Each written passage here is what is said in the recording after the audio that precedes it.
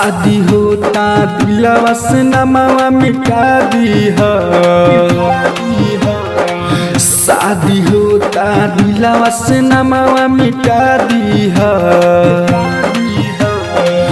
जाके ससुर सनाम हमके भुला दीहा।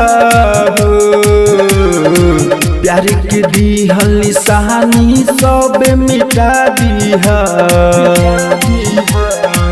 जाके ससुर सनाम हमके भुला दीहा। शादी होता दिलवा से नमवा मिटा दीहा। जाके ससुर सनाम हमके भुला दीहा। Mix by Anjit Raj.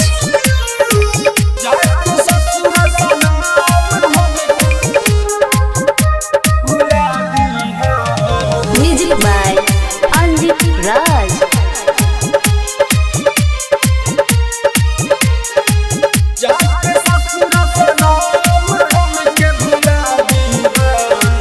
हमें न जननी तू बारू धोखेबाज हो। तोरा बुझाई जाने गईला के बाद हो।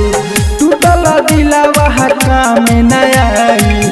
जिंदगी हमर बर्बाद हो जाई। पियावा संगे इश्क मोहब्बत बिता दीहा। जाके ससुर सनाम हमके भुला दीहा। शादी होता दिलवा से नमवा मिटा दीहा। जाके ससुर सनाम हमके भुला दीहा।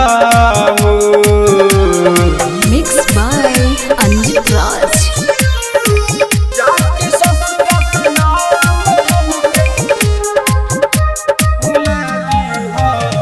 Music by Anjit Raj.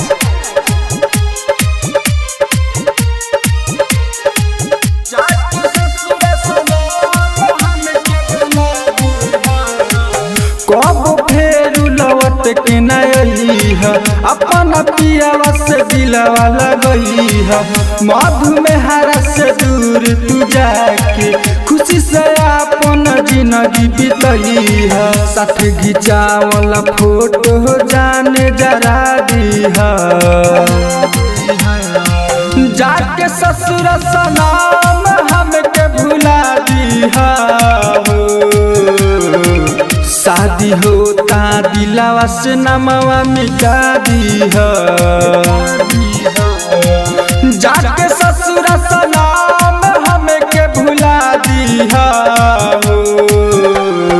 Ekta recording studio. Contact number 7982720011।